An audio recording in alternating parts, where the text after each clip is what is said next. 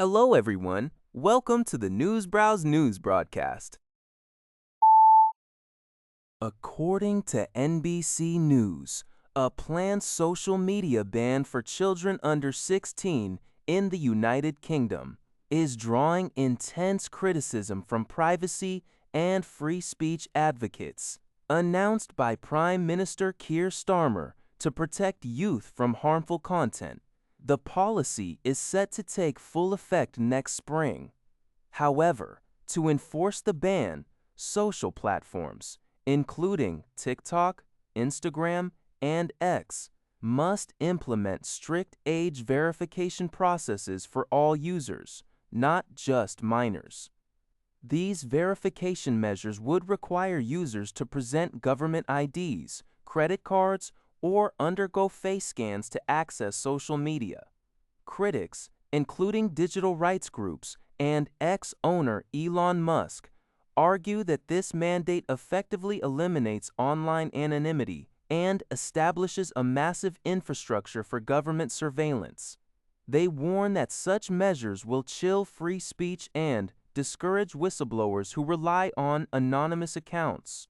While proponents argue that the ban is a necessary step to protect children from online predators and mental health harms, everyday internet users and civil liberties groups, such as Big Brother Watch, are sounding the alarm over the erosion of digital privacy rights. According to a DW report, the Czech coalition government, led by populist Prime Minister Andrej Babis, has approved a controversial bill to eliminate the public media license fees starting in 2027, currently costing households and businesses around 8.5 per month. The funding for Czech TV, CT, and Czech Radio, CRO, would instead be shifted directly to the state budget. Prime Minister Babis defends the move as a fairer model that will promote financial efficiency.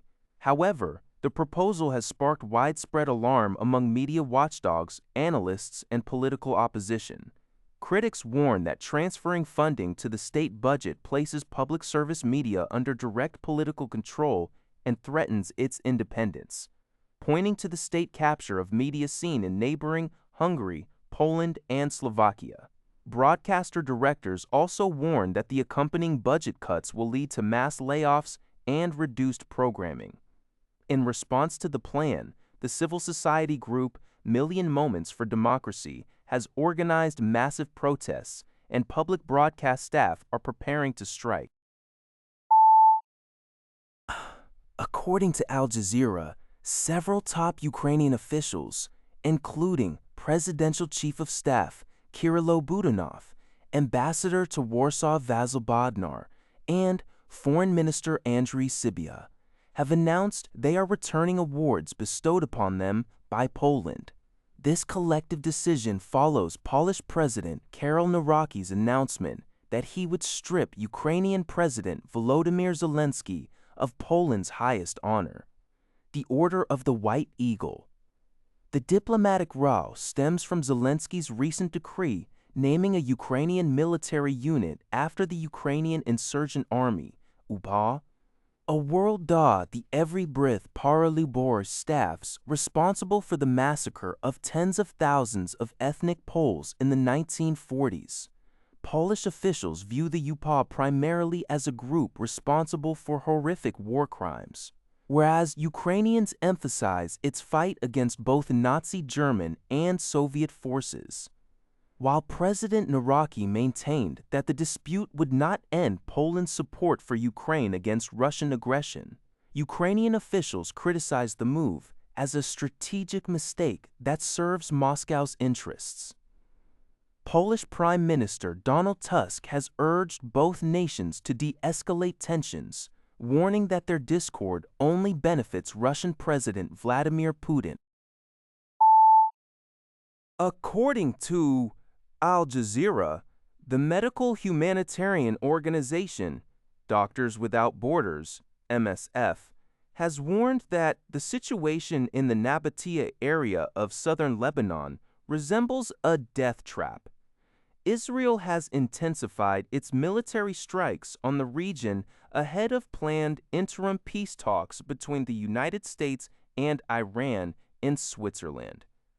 Lebanese health officials reported that the renewed attacks have killed at least 50 people, including a soldier. MSF stated that its teams are responding to an influx of casualties suffering from severe head trauma, heavy bleeding, and shrapnel wounds, with many requiring amputations. The organization emphasized that first responders and paramedics are also being wounded, and heavy shelling has prevented rescue teams from safely evacuating civilians trapped in active conflict zones. While U.S. President Donald Trump announced that Israel had agreed to a ceasefire with Hezbollah, Israeli airstrikes and drone attacks reportedly continued into Saturday. Tehran has insisted that any final peace deal must include an end to hostilities on all fronts, including Lebanon, and has reportedly delayed sending delegates to the Switzerland talks due to the escalated violence. According to a report by the Liberty Times, hundreds of anti-Iran protesters gathered at Place Vauban in central Paris on June 20th, defying an official police ban. The demonstration aimed to draw international attention to Iran's severe crackdowns and frequent executions during the ongoing Middle East conflicts. Many in the crowd held placards reading "Neither Shah nor Mullahs," indicating their rejection of both past monarchical rule and the current Islamic regime. French authorities had banned the rally due to high domestic and international tensions, fearing potential clashes. Despite the ban, protesters arrived in several buses. Police ordered the crowd to disperse and arrested approximately 20 people. The National Council of Resistance of Iran, NCRI, a key organizer of the event, claimed that the police arrested peaceful demonstrators without cause, using pepper spray and causing several injuries. The NCRI also alleged that the ban was abruptly implemented following a phone call between the French and Iranian foreign ministers, though the French Foreign Ministry denied any connection. A Paris court subsequently upheld the ban, preventing the rally from potentially drawing up to 100,000 attendees. That's all for this video. Thank you for watching. See you in the next video.